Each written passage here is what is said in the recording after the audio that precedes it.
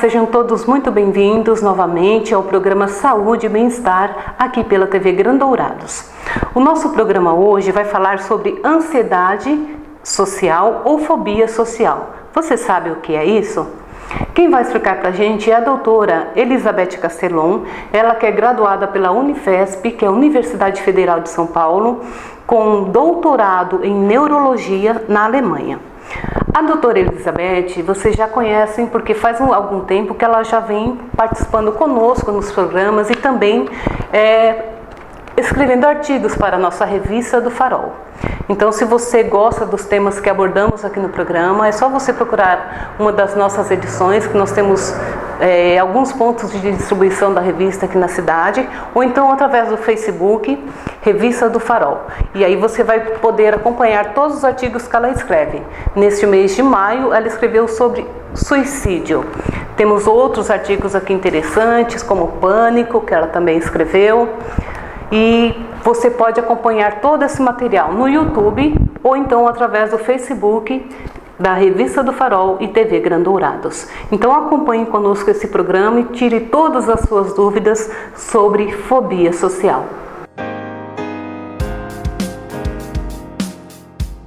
Em 5 segundos, você vai conhecer o potencial do seu cérebro. Aos 17 anos, ela foi aprovada em 9 vestibulares federais. Você sabe a diferença deste cérebro para o seu? Treino. Supera. Ginástica para o cérebro. Treine seu cérebro. Vá mais longe. Faça uma aula grátis.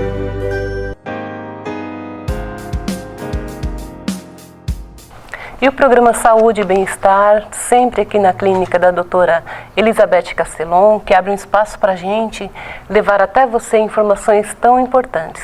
Hoje o que nós vamos falar nesse programa é sobre o transtorno da ansiedade social. Doutora, o que é, doutora, a ansiedade social? Ou fobia social, né? Isso, ansiedade social ou fobia social. Como o próprio nome diz, é o medo da sociedade, vamos dizer assim. Então, ele é um medo de estar em situações onde eu seja o centro das atenções ou onde eu vou estar sendo muito vista, né? Então, uma situação típica, uma situação típica é falar em público. Né? Então esse seria talvez o mais comum. Eu tenho vergonha de falar em público e aí eu entrei num emprego onde eu tenho que fazer apresentações para o grupo lá toda semana, eu tenho que mostrar o resultado dos meus trabalhos, etc. Então o medo de falar em público seria o mais comum. Mas ela pode ser muito além disso. Ela pode ser, por exemplo, eu tenho medo de comer em público. Eu tenho medo de ir para uma praia, vergonha de estar na praia, porque eu estou com uma roupa um pouco mais, né, onde eu mostro mais o meu corpo. Dançar em público, ou qualquer coisa. Às vezes até eu posso, assim, nem saio de casa porque eu não quero, por exemplo, eu vou ter que cumprimentar o vizinho. Eu tinha um paciente que, eu tive várias histórias. Ele saía de casa às 5 horas da manhã, que era para não ver ninguém na rua, para que ele pudesse ter que cumprimentar. Porque se cumprimentar a pessoa na rua já era uma vergonha. Muitas e muitas crianças que não querem ir para a escola, ou adolescente que não quer ir para a escola porque tem a fobia social. É uma coisa assim, é esse medo de estar nessas situações onde você vai ser observado. Que então por trás disso está o medo, principalmente o medo do ridículo, o medo de ser excluído, o medo de ser, enfim, de ser colocado como ridículo, de ser visto como palhaço, de fazer uma apresentação feia. Às vezes tem aquelas pessoas que ficam muito vermelhas, né? Então eu tenho muito medo de ficar com esse rubor, tenho medo de engasgar, tenho medo de tudo isso. Isso me remete a uma situação quando eu fazia faculdade e tinha que apresentar os seminários, era um transtorno, era muito difícil lidar com essa situação. Então, você falando tudo isso, eu lembrei desse período, mas foi uma conquista. A gente vai trabalhando essa situação e falando, não, eu tenho que fazer, eu tenho que conseguir, todo mundo vai também passar por isso, né? E a gente vai superando. Mas como, doutora, diferenciar uma situação assim, dessa fobia social, de uma timidez? Porque também dá a impressão que a pessoa tímida já por si própria já sente essa fobia, né? Na realidade é uma timidez excessiva, então a diferenciação não é tanto que uma coisa é uma coisa, outra coisa é outra coisa. Na realidade eu começo um pouco tímido, mais tímido, mais tímido, mais tímido, e chego na fobia social. né? Então a fobia social nada mais é do que essa timidez excessiva. Né? Então é uma timidez que te faz sofrer muito, porque eu posso ser tímida e eu estou numa festa, eu fico quieta. Toda timidez está associada à insegurança, está associada ao medo de errar, está associada ao medo do ridículo, mas de alguma forma eu consigo racionalizar aquilo e dependendo da situação, tá, então tudo bem, já que tem que falar em público eu vou lá e falo. Mas na fobia social isso é muito mais exagerado, isso é muito mais intenso. E existe algum trauma que pode levar a pessoa a sim. ter? Sim, com certeza, E quais são os traumas? Por exemplo, eu acho que principalmente as más experiências na infância, né? Por exemplo, se eu fiz uma apresentação na infância e riram de mim, eu estava lá no palco e de repente eu tropecei, né? Tem que tomar muito cuidado com essa coisa de criança. Ou às vezes não precisa nem ser um episódio único, mas por exemplo, eu ouvi minha vida inteira que eu era feia, que eu era gorda, eu ouvi minha vida inteira que meu cabelo era horroroso, eu ouvi minha vida inteira que minha postura era horrorosa, ou que minha voz era feia. Os adultos são terríveis, né? As pessoas são... Eu fico com muita raiva disso, né? Às vezes a gente chega a mãe na consulta falando, olha, ele é meio... a cabeça dele não acompanha, ele é lento da cabeça, não, porque ele tá gordo, horroroso, ele tá muito gordo, ele tá não sei o quê. A pessoa sabe que ela tá tendo essas dificuldades. Mãe e pai, não fiquem falando isso. Não fique falando isso. O seu filho, ele já tá sabendo dos problemas que ele tem. Veja as coisas boas que ele sabe fazer. Valorize aquilo que ele tem de bonito. Ou ele tem um corpo bonito, que ele tem a testa bonita, tá? Então pelo menos a testa é bonita, a sobrancelha é bonita. Ou ele sabe, pelo menos ele sabe desenhar um pouco, alguma coisa, procure. Não existe ser humano que não tenha nada que ele saiba fazer. Então procure alguma coisa, fortaleça a autoestima da pessoa. Os pais e professores, eles podem causar danos horríveis para a pessoa e quase que irreversíveis, porque a pessoa vai ter que se submeter a muita terapia, muito tratamento para arrancar aquilo dela, essa crença tão arraigada de que no fundo ela é inferior, de que ela é meio ridícula e de que tem coisas nela que são ruins. Então essa coisa dos pais e dos professores, isso eu não sei, as pessoas parecem que não tem noção, assim, né? Não sabe o que está falando na frente da criança. Isso é péssimo. Né? Um exemplo, até você falando, eu lembrei de uma situação, uma pessoa contou para mim uma época que ela tinha outras irmãs e ela era a mais velha, né? E aí a mãe dela falava assim, chamava a menor, falava, fulana, vem aqui ensinar matemática para sua irmã, porque você tem a cabeça melhor que ela, e ela é de cabeça muito dura, não consegue entender. E essa pessoa que, né, supostamente tinha cabeça dura, tinha dificuldade no aprendizado, ela nunca conseguiu aprender matemática. E eu acho que só que às vezes os pais, principalmente os de antigamente, faziam isso assim sem pensar nos danos, faziam. Né? Eles eram muito, sim. Hoje existe maior esclarecimento, mas eu falo, meu Deus, mas é uma questão, né? Mais antenados, mas é uma questão de bom senso, de sensibilidade, quer dizer, enfim. E quais são, doutora, as causas da ansiedade social? Então, as causas, elas têm... Desculpa. Quais são as consequências, né? Mas eu vou falar das causas também. Então, as causas, assim, como toda doença psiquiátrica é multifatorial, ou seja, tem várias causas. Então, tem um aspecto genético, a gente sabe, mas tem a ver com essa coisa da biografia, da história de vida, que é o que a gente estava falando. Traumas na infância, experiências na infância, que me levam a ter essa crença de que, no fundo, tem alguma coisa em mim que é muito feia, ou que é muito ridícula, que é muito ruim, que não é suficiente e que pode ser condenada. E que eu posso ser colocada na chibata, eu posso ser colocada, eu posso ser alvo de perseguição, de exclusão, de bullying. Então essa sensação, então assim, por trás da ansiedade sempre tem o medo. Então é o medo desse fenômeno social. Então a causa, ela tem a ver com essas crenças, que muitas vezes tem a ver com a minha biografia. Então por isso precisa ser visto o que é que eu estou pensando, que fantasias, que crenças estão por trás desse medo e o que gerou isso.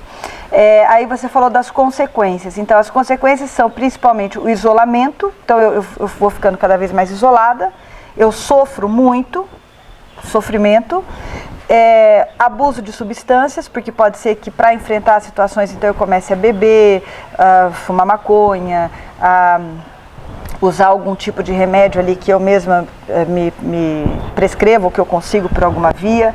Então essa coisa do abuso de substâncias é uma coisa, né, bem comum. Né? Isolamento da criança, por exemplo, não participar de atividade física, não participar das apresentações da escola, não participar de grupos, não mostrar a sua real capacidade. Porque às vezes é uma coisa que você realmente saberia fazer e saberia fazer bem, mas você não chega a descobrir aquele talento porque de tanto medo. O medo, ele sempre é uma coisa muito ruim. O medo é um sentimento péssimo, ele é uma coisa que te bloqueia.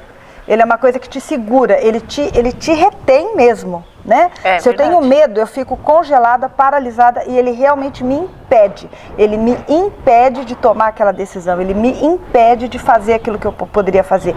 Então, o medo é uma coisa assim, ele é um fenômeno fisiológico, é importante que eu tenha medo de algumas coisas para eu me defender, mas muitas vezes o medo é uma coisa que nos faz sofrer muito e que nos impede. Então, uma consequência importante é essa, é uma consequência para a vida toda da pessoa se isolar, da pessoa às vezes não ter os relacionamentos familiares, românticos que ela poderia ter.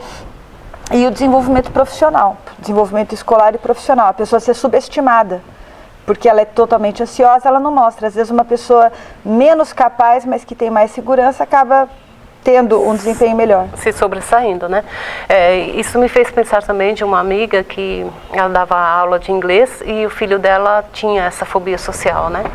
E ela disse que tinha épocas de prova, que ele também estudava inglês, de ela chegar no quarto e ele estar escondido embaixo da cama. Nossa. Porque sabia que no dia seguinte ele já ia ter uma prova oral de inglês e ele não tinha aquele domínio, sabe? O domínio não, o controle da situação. Ele ficava em desespero. Então, nesse caso, o medo, então isso mostra isso que a gente falou do medo. O medo é uma coisa terrível. A pessoa que está com medo, ela está numa situação, a gente imagina a pessoa que tem medo de barata, a pessoa que tem medo de aranha. Pode ser uma coisa que quem não tem medo, né? Por exemplo, eu não tenho medo de barata, eu chego lá e mato a barata. Né? Para mim, então, como é libertador esse não ter medo. É verdade. Né? Você vai lá e enfrenta aquilo e você vê que aquilo ali realmente não pode fazer nada. Agora, quando você tem o medo, por mais ilógico que seja, porque uma barata, afinal de contas, o que ela pode fazer com o ser humano, né? Mas, por mais ilógico que seja esse medo, ele te paralisa. Então, se você for observar uma pessoa com medo de barata, ela está congelada, ela está suando, ela está chorando, ela está com as mãos frias, né? Ela está, às vezes, com taquicardia. Então, quando eu tenho medo, na ansiedade social, eu tenho medo de lidar com as pessoas, por trás daquilo também tem alguma fantasia que pode ser irracional, não tem sentido, porque por que você vai se esconder embaixo da cama se você só vai ter uma prova de inglês? Afinal de contas, o que tão perigoso assim pode acontecer? Mas na cabeça daquela pessoa, essa fantasia, ela é paralisante, ela é um verdadeiro filme de terror. Doutora, e eu fico pensando também, para a pessoa chegar a essa situação de se esconder embaixo de uma cama por causa de uma prova, né, que no meu ponto de vista e no seu, é uma coisa tão simples. Se a pessoa errar, o máximo que vai acontecer é tirar um 0, é o máximo, né? Não é uma coisa assim, mas para a pessoa que está vivenciando aquela situação é conflitante, né? Agora, durante todo esse tempo que a gente está conversando sobre ansiedade, alguns momentos você comentou da genética. Como que, por exemplo, um casal, né, casaram e decidiram ter filhos, como que eles podem prevenir algumas coisas assim geneticamente ou não tem como prevenir? Por exemplo, deixa eu ser mais específica. Eu lembro que na minha gravidez eu era muito ansiosa e o médico falava, olha, controla a sua ansiedade, porque senão você vai passar para o seu filho. E hoje eu desconfio que meu filho tem ansiedade. Seria isso herdado por conta da ansiedade assim, que eu tive? Eu acho que não, e eu acho que sim. Então, assim, primeiro, o médico falar para você não fique ansiosa não é uma coisa que ajuda muito, né? Você falar para você não tenha medo de barata, controla o seu medo de barata, controla o seu medo de barata. Você não consegue controlar. Então, na realidade, a ajuda tinha que ser de outra forma. Então esse a gente sabe que existem alguns mecanismos, até mesmo epigenéticos. Eu não vou entrar muito nessa discussão aqui, mas a gente sabe que às vezes as experiências que a mãe tem durante a gravidez, como é o mesmo sangue, aquilo passa também, a criança de alguma forma vivencia aquilo, em termos de substâncias químicas que a mãe libera, aquelas substâncias também vão agir sobre a criança. Mas, embora a ansiedade tenha esse componente genético, eu acho que a gente não pode esquecer dos fatores assim, a história de vida, isso é muito determinante, Então, como aquela criança foi tratada pelos pais, pelos professores, em que sociedade ela viveu. Os pais também não podem tudo, porque eu não tenho culpa se teve uma guerra, eu não tenho culpa se o meu marido perdeu o emprego e a família ficou numa situação caótica. Então, a gente também não tem o controle sobre todas as experiências que eu vou passar para o meu filho. Então, assim, um pouco você transmitiu talvez a ansiedade pelo seu filho, em parte por fatores epigenéticos, por fatores genéticos, mas em parte talvez também por várias outras coisas que ele tenha vivido e que não estavam também no seu controle, né? Então, genética, ela não é assim um destino imutável e fechado. Não é porque a minha mãe é ansiosa que eu também vou ser ansiosa. Se a minha mãe é ansiosa, eu tenho um risco maior de ser ansiosa também. Seja pelo comportamento dela que eu vou estar observando e que eu vou estar interiorizando, seja, né, a forma que ela vai me tratar, os valores que ela vai me passar, mas não que isso seja um destino obrigatório. Tá certo. Tá? Bom, a gente vai para um rápido intervalo e na volta nós vamos falar sobre a criança, se ela pode ou não ter essa fobia social e qual a forma de tratamento.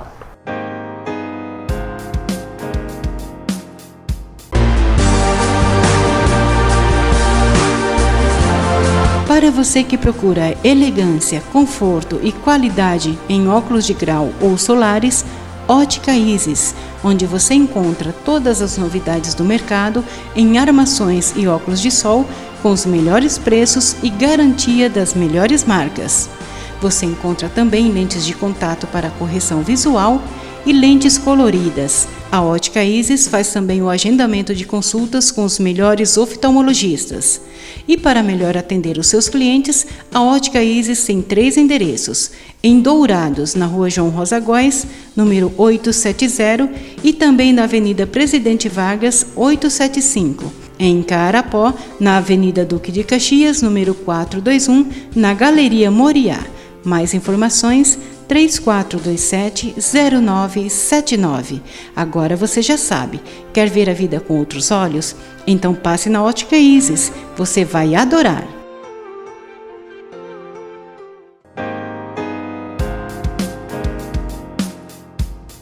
E de volta com o programa Saúde e Bem-Estar, a gente está falando sobre o transtorno da ansiedade social.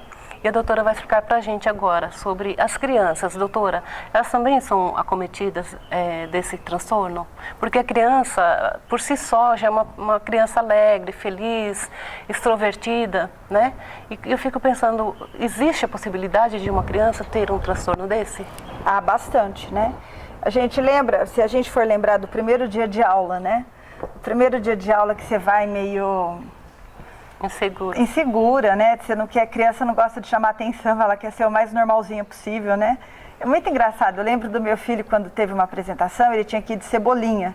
Então a minha mãe teve que colocar uma capa nele para esconder toda essa fantasia dele, porque ele ia passar pelo pedreiro que estava mexendo lá na nossa casa. Então ele, para esconder, né, é o medo do ridículo. Então a criança tem muito sim medo do ridículo. Lembro do meu outro filho que estava festa junina, a gente fez um bigodinho com lápis e ele olhou no espelho e falou: eu não vou sair assim. E ele estava com 4 anos. Então a criança tem muito medo do ridículo, a criança tem medo de bullying e as crianças são muito meio cruéis, assim, né? A criança gosta de rir uma da outra, de falar alguma coisa. Eu me lembro da minha infância que eu chupei chupeta até os 4 anos. Só que quando eu fui para a escola, que eu tinha acabado de fazer 4 anos, eu não levei minha chupeta. Mas aí eu vi que a Daniela, lembro da menina até hoje, a Daniela levava a chupeta dela e tinha mais outros que levavam. E um belo dia eu levei a minha também. E aí riram tanto de mim que eu, naquela noite, eu parei de chupar chupeta. Eu entreguei para minha mãe e falei: eu não vou mais chupar chupeta. E a minha mãe ainda colocou no lugar, falou: olha, tá aqui. Quer dizer, em vez dela esconder, ela falou: olha, tá aqui, tá? Se você quiser, tá aqui. Mas eu nunca mais chupei chupeta. Então a criança, ela tem muito essa sensação de: será que eu vou ser aceito pelo grupo? Como que eu tô? A minha imagem, sempre comparando com a imagem do outro, eu sou gorda ou eu sou mais feia, o meu cabelo, a criança tem tudo isso, né? Então a criança, ela é sim, ela percebe, ela se compara, ela tem medo de ser excluída do grupo, ela tem medo de sofrer bullying, ela tem medo do ridículo, a criança tem tudo isso. Então, a criança com ansiedade social, a ansiedade social na criança, ela pode se manifestar muito comumente com aquilo que se chama de fobia escolar. Mas não é que ela tem tanto medo da escola. A criança que não quer ir na escola, a gente precisa ver se é uma ansiedade de separação, se ela tem medo de se separar dos pais, ou se ela está com medo da professora porque aconteceu alguma coisa na escola, ou muitas vezes é essa questão da ansiedade social mesmo. Ela tem medo de ser chamada na frente, na lousa, ela tem medo de ter que fazer leitura em voz alta. Me lembro de um amigo meu na escola, no 5º ano, a gente tinha leitura em inglês. Então, cada aluno tinha que ler um pedacinho do texto lá em inglês. E se você lesse bem, era 1 ponto positivo. Se você lesse muito mal, era meio ponto positivo. Agora, se você não lesse, era 0. Mas esse menino, ele levantava a mão e dizia sempre que ele não ia ler. Então, ele preferia tirar o 0. E eu me lembro que eu falava para ele, mas João, se você lê, por pior que você lê, você ganha meio ponto, cara, né? Mas não, ele preferia não ler a ter que passar por aquela situação. E eu penso hoje, eu falo, meu Deus, mas que falta de bom senso dessas professoras de não perceber a angústia daquele menino. E primeiro, então não o chame mais para ler em voz alta. Ou então né? incentivá-lo, incentivar, a fazer alguma, quer dizer, vamos tomar alguma atitude, né? É verdade. E as pessoas não sacavam tudo isso. Então a criança pode ter muita ansiedade social, sim. A criança pode sofrer muito com isso. Também é uma coisa que faz com que ela seja subestimada na sua inteligência, na sua capacidade, nos seus potenciais. E isso precisa ser tratado. Então a professora precisa sacar que isso está acontecendo, precisa conversar com os pais. E aí eles precisam encontrar formas da criança superar isso daí. E na verdade, doutora, esse problema de professores não perceberem não é só uma coisa do passado, não. A gente percebe que hoje ainda isso acontece, né? Sim, eu acho muito. assim, infelizmente, eu penso, né? Talvez seja até um pensamento errado, mas eu acho que tem profissionais que não estão tão preparados para estarem à frente de uma sala de aula e não perceberem esses detalhes, né? E tem coisas que eu digo assim, você não precisa estudar psicologia para ver que a criança está com muita vergonha e que você precisaria arrumar algum jeito de tirar a criança daquele sofrimento. Então eu acho que um pouco pode ser preparo, mas também é um interesse. Existem professores maravilhosos e existem professores que estão menos interessados ou que estão também deprimidos, ou a classe tem alunos demais e às vezes eles estão mais focados naqueles alunos que estão fazendo bagunça e que estão detonando com a estrutura da classe sala. E acabam não tendo nem energia e nem condições de olhar para os outros que pelo menos estão quietos, né? Pelo menos não estão atrapalhando. Mas então assim, os pais então que têm menos criança para olhar, né? Tem ali aquele filho ou alguns filhos, então eles precisam realmente estar conversando, tá vendo se a criança tem amigos, tá vendo, e ir lá perguntar para a professora, ele tem muita vergonha, ele é muito tímido, ele escreve na lousa, ele está copiando, ele está fazendo, então assim, é um pouco se interessar pela criança, porque isso não é muito difícil de se perceber, não. Isso é uma coisa que a gente detecta. O pai tem que estar atento, né? Não é só deixar na incumbência dos professores. Doutora, e como pode ser tratado a ansiedade social? Existe tratamento? Sim, então a terapia que mais se aplica são 2 formas de terapia. Então o medicamento por quê? Porque como eu já devo ter falado em outras gravações. O medicamento, a vantagem dele é que ele te tira daquela situação de uma forma mais rápida. Então, se você chega para mim e fala, doutora, eu tenho que dar uma palestra semana que vem. Se eu não fizer isso, eu vou perder meu emprego. E eu preciso de um tratamento. Então, eu já vou te dar uma medicação, já vou te ensinar direitinho o remédio que você vai começar a tomar a partir de hoje, o remédio que você vai tomar ali meia hora antes de dar essa apresentação. E isso já vai te ajudar também, porque aí você vai dar a apresentação, você vai falar, pô, não é que eu consegui? Né? Daí da próxima vez você também vai precisar tomar, da próxima você também vai precisar tomar, na outra às vezes você já não toma mais, porque você aprendeu com essas experiências positivas que você é capaz de enfrentar. Então o remédio ele tem até esse aspecto também. Posso te interromper? Você me fez lembrar a minha primeira entrevista aqui em Dourados. Eu vim de São Paulo em 2004 e fui entrevistar, meu primeiro entrevistado foi o Tetila. Na época ele era prefeito. E eu fiquei tão nervosa, tão ansiosa com essa entrevista, que a minha vizinha falou, olha, eu vou te dar um diazepam, vai te deixar calma e você vai conseguir fazer a entrevista. E eu tomei meia hora antes do diazepam. mas não consegui fazer a entrevista da forma correta, não. E eu até acho que o diazepam não seria o indicado para aquela situação, né? Tem outros medicamentos que talvez tenham um efeito melhor e mais rápido. E eu teria que ter procurado antes também, né? Não assim em cima da hora. Então, por exemplo, tomando esse seu exemplo, então você tem que fazer a entrevista, não vai dar tempo de eu fazer uma psicoterapia, parará. Então eu tenho que resolver o seu problema agora. E eu te dando essa medicação para você tomar antes, e você fazendo a entrevista e tendo uma experiência positiva, isso também é uma forma de psicoterapia, porque isso te encorajou porque você aprendeu com a experiência. A gente chama isso de terapia de exposição. Então, eu falei, tem um aspecto que é o remédio e tem outro aspecto que é a psicoterapia. Na psicoterapia a gente usa duas coisas, a terapia de exposição e a terapia cognitivo-comportamental. A terapia de exposição nada mais é do que eu te expor a essa situação da qual você tem medo.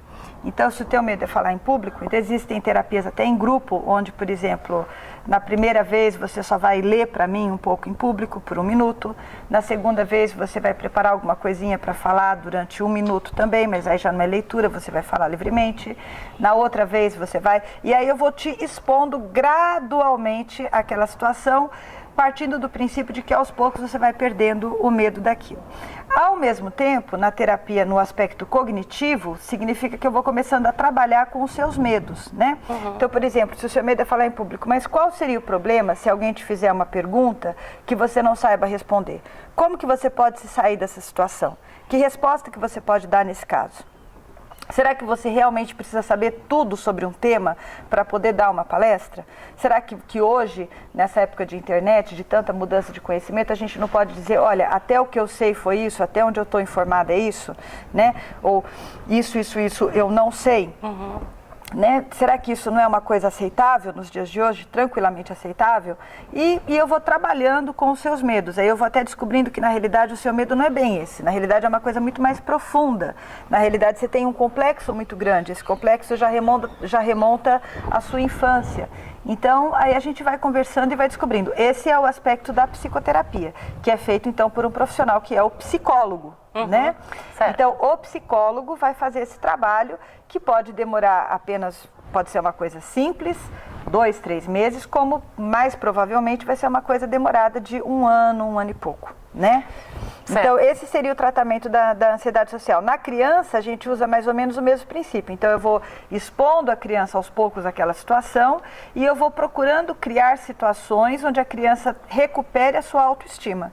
Então, a criança descobre que ela sabe pintar muito bem, então a professora vai dar um jeito de expor aquela pintura dela que ficou muito bonita, sabe que a criança sabe cantar muito bem, ou sabe tocar violão, ou que ele sabe recitar um poema, ou enfim, alguma coisa que ele pode apresentar para o grupo e que funcione como uma forma de se assegurar da aceitação ou pelo menos do respeito pelas pessoas naquele grupo.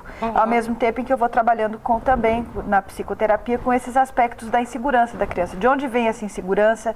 De onde vem essa baixa autoestima? É o excesso de crítica dos pais? É a depressão da mãe? É o pai que abusa da mãe? O que é que está acontecendo, né? Então, cada caso exige um estudo individual. Individual, né, doutora? Bom, e o nosso programa está chegando ao final, doutora. Eu queria que você deixasse sua consideração final para quem tem esse tipo de transtorno social, né? Porque hoje, como você falou, as pessoas são cobradas muito, né? Então, a pessoa vai para uma faculdade, chega lá, tem que apresentar um seminário, ela já fica ansiosa. Chega no trabalho, vai enfrentar uma situação também, fazer uma dinâmica de grupo, até um teste, e a pessoa também já passa por essa ansiedade. Qual seria, digamos assim, a forma preventiva, né? Queria que você concluísse pra gente. Procure ajuda, né? Eu acho que o mais importante é você procurar ajuda, porque se você chegou nessa situação de estar com tanto medo e estar com tanta ansiedade, a melhor coisa é resolver isso logo. Não deixar, porque se você tem medo e aí você vai apresentar no seminário, por causa do seu medo você engasgou, você esqueceu, você tremeu, e aí aquilo foi uma experiência tão ruim que sedimentou e fortificou o seu medo. Então agora o próximo seminário você vai ter mais medo ainda. Então eu acho que o ideal em termos de prevenção, quer dizer, ao invés de eu ficar tentando vencer isso sozinha, procure ajuda logo. Sai dessa situação, porque é uma situação que dá para resolver. né? E a resolução desse problema vai mudar a sua história de vida, vai mudar a sua história de vida profissional, social, romântica. Então vai mudar a tua história. Trabalhe nisso. Eu acho que isso é uma coisa assim, é fundamental sair, vencer esse medo, vencer essa visão que eu tenho de mim, vencer essa coisa que me bloqueia. Então, na realidade, eu não iria aconselhar alguém a ficar tentando resolver isso sozinho, não. Nesse caso, eu acho que é bem nítido para mim que a pessoa tem que procurar ajuda. Tá certo. E o nosso programa vai ficando por aqui. Eu agradeço a sua audiência, a sua companhia de todos os dias. Eu espero que você tenha gostado. E sempre lembrando que você pode mandar a sua sugestão de pauta através do e-mail que está passando aqui no rodapé do nosso programa. Muito obrigado e até o nosso próximo encontro.